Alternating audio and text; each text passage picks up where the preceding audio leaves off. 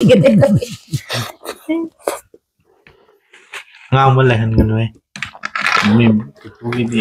nộp tao mà không dọn ngang rồi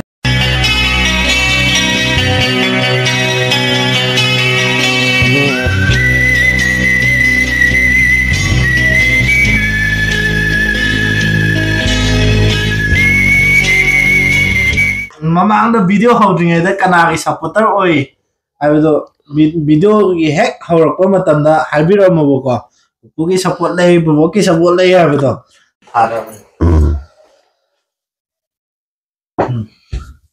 ajana ni ka amiam ngasidi buga boka je tarabuja hoi ingraji da harga na watermelon kiji amumum ne boko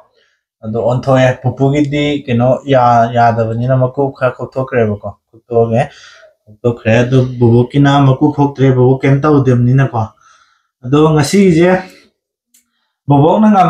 bubuki michang na ai le re ado pupugi dana ai le sini le re ado paisa je khoi puthoi ne bako bobok ngam madi ma gi cha ma je bobok ta piraka dine ba ado pupu ngam gra ga na aina puthoi je pupu da sakidoi na ba ado kana ngam do ange myam habiro je buboka pupu ga je hawan lagi ko ado mina dinga wangi na ba pesa ji aya pupu si ngai tok jara ke ka to ka je yam ne taw yam cha ngam da budi khang de adu bu yenga ge ngasi di napuga ai ga punna ado myam pesa ji di yam dre do pupu khoi bubo khoi sum interest hoina ko chapo cha na ngai na chapo cha na bo su ke no ju cha ma je thara ge mamang tham je di pupu ngam halo he do bubo ngam mo ko ngam na fa na ge chani ni phang de ngam na fa na ge ado ying minar se mamak ta su koi ngam na ko support to ko changjara ke ko ayo ngayang ai di haudo la nok tinol ko ai nok ko da nok wa ko di sa ba le hoi adu di myam awrge am yem bi nungai nungai ni 1 2 3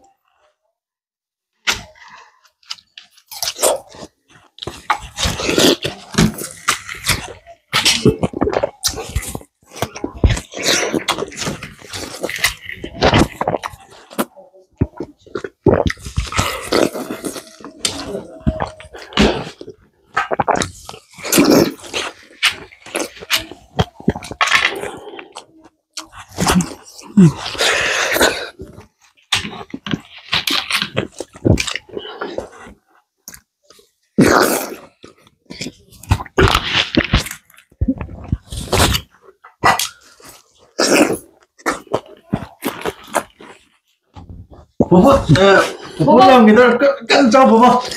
cái ama lưỡi cái bố sao chân đi nhưng mà bùi cái đó đi nè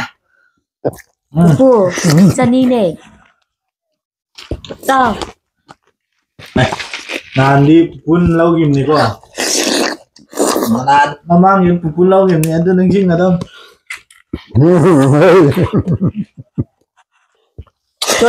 yột piu le bi ha de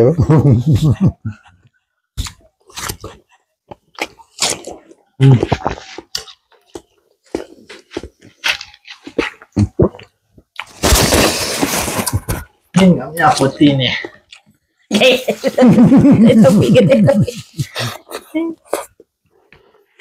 ngang bên lại hình người nuôi mình cái gì nộp tao mà không dọn ngang rồi cái này rồi khut na set pada yarak tara di kem kai ngang ba kai no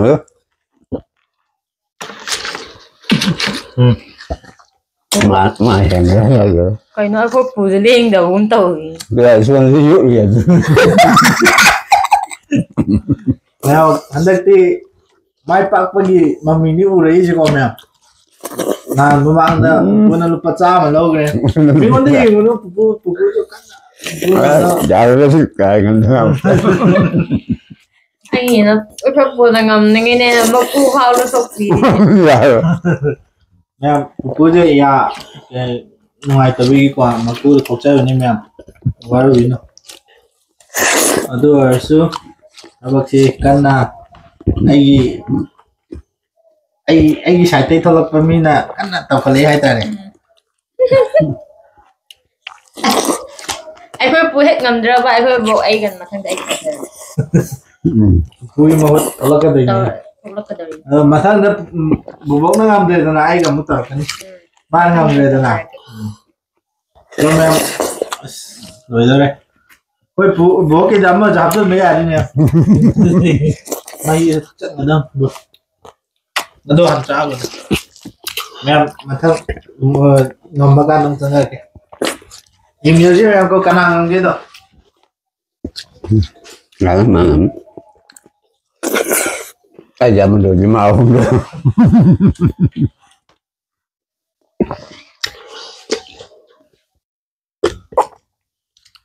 Thế rồi chạy.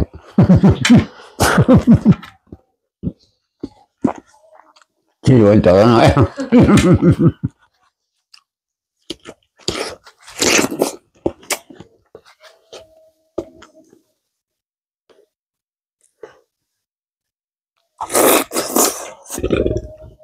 Dạ đều ghê xíu.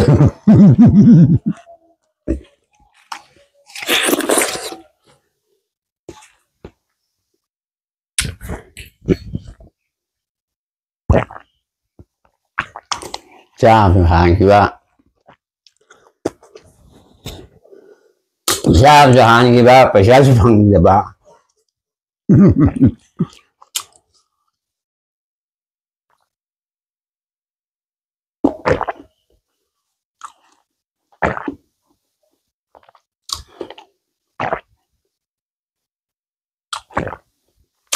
Jadi,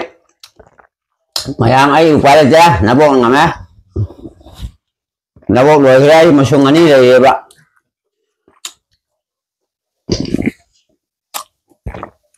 Nah, ini bukan yang saya ada kan ada lah. Ngameh tu, ayam mah tu lah. Ngameh kan ngameh na, ay oye hati lah. Ay amin rồi tôi mà không muốn rồi pak. Ada matang sih dah. Ngasih gini. Cây phao kia bạn bu bố naga amma chalo itinge da ni hunga cha khala ko cây khala ke wa kan adi han lo re min dai bu ke je ma cha ba ya je mi na di thi bong la we khalang ni ko adu khan bi ra kan mèo cái nụ ai nào này mày nu ngai ngam na ngai ho na bu ko phúc xá thân dân nhiều cái đấy bà. Lần này sao giờ số ra ngâm được cái sao ở đây thì lấy đi dây ngâm đây tu. Là phụ đi. Nhìn rồi. Ya tu ya đam mina. Ya anh xích đi mà cô khỏe tu ya thì anh thì chút ya đấy. Ai đi cha hay phải cái nó đâu. Mẹ em nu ngai đâu. Supporter đi cái war khám vào lẽ. Ni ai mà support tao ni có gì tục ta đến lấy cái. Nên bằng gì đâu này. Tụi tôi nu mà khai tao là ở mà thằng là cái này xin tao là thằng tao khi kia mày em nu ngai này isu mày em nu ngai ngai na pun này bên này nina mày em na nu ngai isu nu ngai terus yang biju Ado si je anh làm một sân ta là sinh nghề thôi mà sao price thắng đâu đi cô mẹ si je si đi bố bố na ôi cái quoi mà mang đó bố na chạm mà ngầm cái gì anda kidi interest yaw na pubong na khakre chani ni ma'am ado mathang da kai chabiro no chabiro habiro ba ko ado ngamna ba hona ge bo ko da bo wa jo ko wa jo ko mathang da di mama ga bo ka mu ta hanjara ke ado pupu ga mu baba ga mu ta hala ke ba ado mathen do du chabiro do habiro ba ko bo ti sanga cha de duna achamba bo ko gi du charo du comment jo ai birom du comment da thadar pa mathen jing do ngam na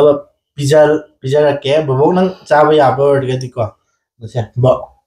Kay pao ge. Lupa chani ka fan. Chani nungai. Kay kan ge ba. Wakhan yam nungai. Aina nungai bisu mena isu mayam je nungai biu. Do miyam ngasigi di. Ayo. Pupu koy na.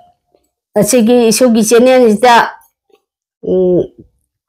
napun nabel anina taura ise asoi kaya yaw so ngapiraga su mayam na panggal hapir o napun nabel ani gizu channel sibuju nuksibiduna subscribe tawiraktana mai pak na ba honna minna cheve mayam sibiu aduna ana po ai ngasi dingam drevo ai support di sapiro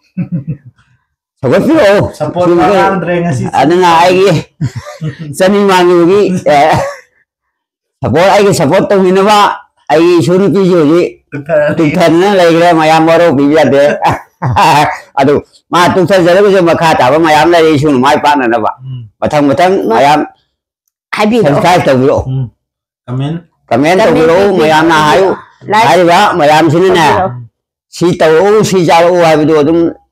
hai biro aduga nasu makai so adagi pu ko yo harau ba nungai ba je si khaktai oina aina usabani hai si adu su makai na munna kari to ge yani hai bi mong da adu hai biro su makai na hanu si to di si yani kita yani hai bido to biro anjing na to ya bado tum to jarake su makai gi yengun nungai ado ai support oi ba isu ni pujing asi tuksa gi thawai yam ngai te ba amtang di ai sin lokhat ke ba amtang lokhat ngai do mayam na isu mayam na habiro ado mayam ngasi gidi punna isu bye bye tawrage isu mayam nuksibi isu mayam na nabu nabian bu nuksibi ra o isu mayam bojo nabu nabian na bye bye matang video damo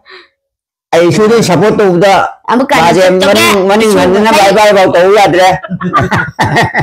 sak uda ga zo isu makai ni pirak pudo harak pudo nabo khoi na tar ga pele na pu na tar su pele harau gai ai sa ba na ba nam da ne ta ba su makai ga hai bi ai ba de ai su makai ni lam ba mayam se ai thamoi de am pele ba du ga ai sana han lo jere ba ai wa khan ni da ko yam chau thok ba bi di punsi gi bu ma le ba so in to nai su makai na si to bi ro hai bu dong ta hai ro khara wakhan waram ba isu mayam na tarok padagi napu nabel akoy ani si panggan kitang kangkalim ne an isu mayam na panggan hapiro isu mayam isu panggan hapirap ne abu napu nabel na punamak amoka na bye bye matang video da thinger se thangdam thengnar se bye